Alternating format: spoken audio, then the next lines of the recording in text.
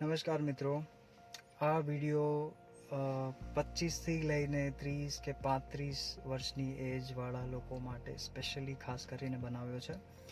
તો વાત કંઈક એવી છે કે જ્યારે બી હું મારા ગ્રુપમાં કોઈકને પ્રસ્તાવ મૂકું કે ભાઈ રિયલ એસ્ટેટમાં ઇન્વેસ્ટમેન્ટ કરવાનું ચાલુ કરો યા તો પ્રોપર્ટી ખરીદો, ત્યારે એ લોકોનો રિસ્પોન્સ કંઈક એવો હોય છે કે પ્રોપર્ટીઓ ખૂબ જ મોંઘી થઈ ગઈ છે, આ અમારા બજેટમાં નથી.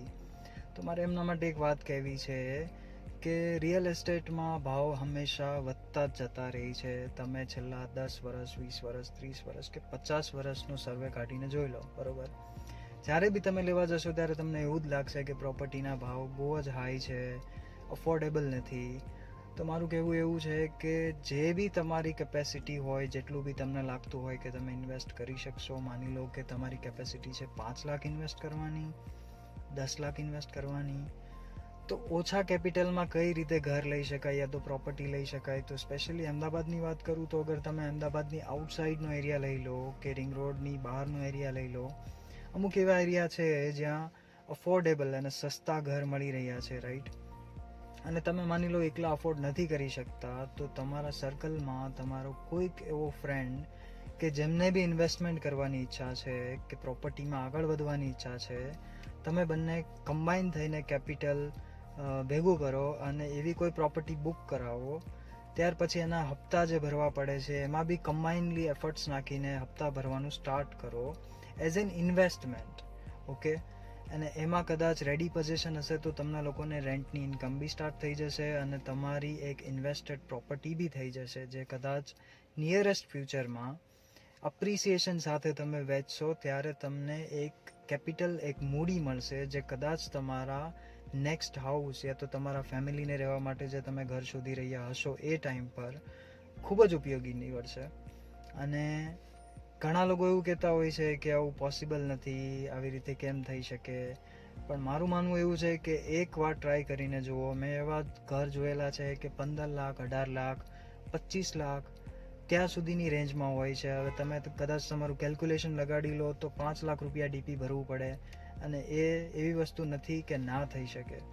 અગર તમે જોઈન્ટ વેન્ચરમાં બિલીવ કરો છો અને એકબીજા ઉપર એટલો ટ્રસ્ટ રાખો છો તો પોસિબલ છે કે તમે એ મૂડી બંને યા તો 3 જણા ભેગા થઈને મૂડી ભેગી કરો અને કોઈ પ્રોપર્ટીમાં ઇન્વેસ્ટમેન્ટ કરવાનું સ્ટાર્ટ કરો, જેથી કરીને જે ઇન્ફ્લેશન કે જે પ્રોપર્ટીના રેટ્સ વધી રહ્યા છે એટલીસ્ટ તમે એને કવર અપ કરી શકો. અને જ્યારે ક્યારે બી તમારું ફ્યુચરનું ઘર લેવાનું થશે ત્યારે એ કેપિટલ ખૂબ જ ઉપયોગી સાબિત થશે.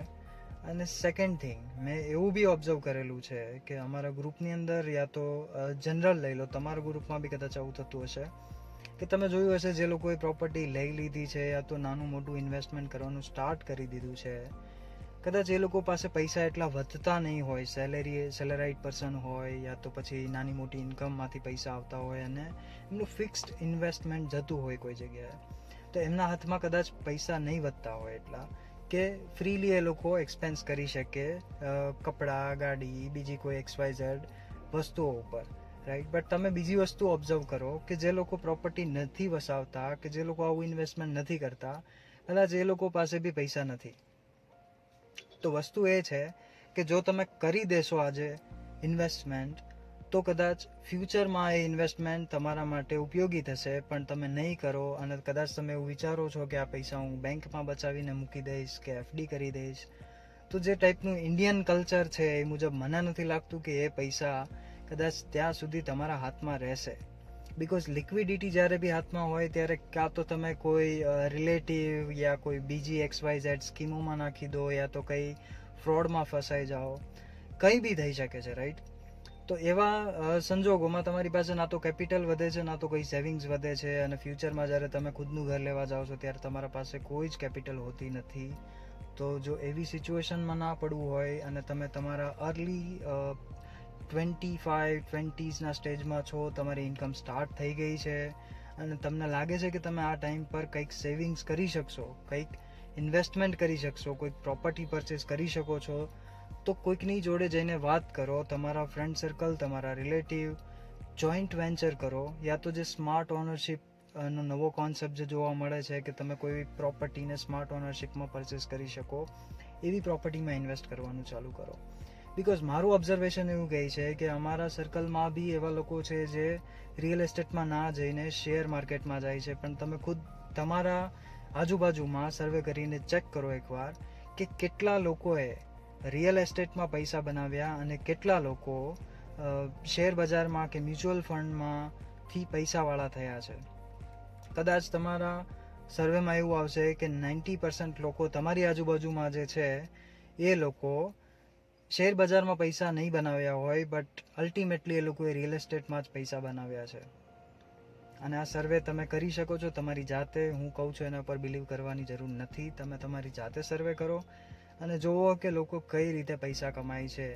અને તમે કદાચ નેક્સ્ટ એક્ઝામ્પલ લઈ લો બિલિયોનર્સ લોકોનો કે મિલિયોનર્સ લોકોનો, તો તમે જોશો કે એ લોકોનું બી ખૂબ જ મોટું ઇન્વેસ્ટમેન્ટ પ્રોપર્ટીમાં હોય છે, જેથી કરીને એ લોકોને રેન્ટેડ ઇન્કમ મળે છે, જેથી કરીને એ લોકોનું જે પ્રોપર્ટી એપ્રિસિએશન છે એ ખૂબ જ સારું મળે છે. બટ આના માટે તમારું એક વિઝન હોવું જોઈએ, એક માર્કેટ ઉપર નજર હોવી જોઈએ. અને મારું માનવું તો એવું છે કે તમે જે રીતે એક શેર બજાર કે એક કંપનીનો પોર્ટફોલિયો સમજવા માટે જેટલો ટાઈમ આપો છો, એ ચાર્ટ સમજવા માટે જેટલું એનાલિસિસ કરો છો, કદાચ તમારી આજુબાજુના એરિયામાં એટલું એનાલિસિસ કરો. તમારી આજુબાજુમાં તમારા સિટીમાં કઈ જગ્યાએ કેવી સ્કીમો આવી શકે છે, કેવા ગવર્મેન્ટના પ્રોજેક્ટ્સ આવી શકે છે, ઇનસાઇડર ન્યૂઝ શું છે, ન્યૂઝપેપરમાં કેવા કેવા ન્યૂઝ આવી રહ્યા છે, અમદાવાદ કઈ દિશા તરફ આગળ વધી રહ્યું છે, કેવું ડેવલપમેન્ટ થવાની શક્યતાઓ છે. જો તમે આ બધી વસ્તુ ઉપર ફોકસ કરીને એક રાઇટ પ્લેસ ઉપર રાઇટ ઇન્વેસ્ટમેન્ટ કરશો ને, તો આઈ એમ ડેમ શ્યોર કે એ ઇન્વેસ્ટમેન્ટ તમને મલ્ટિપલ એક્સ ઇન્કમ કરીને દેશે, પ્લસ રેન્ટેડ ઇન્કમ બી આવશે.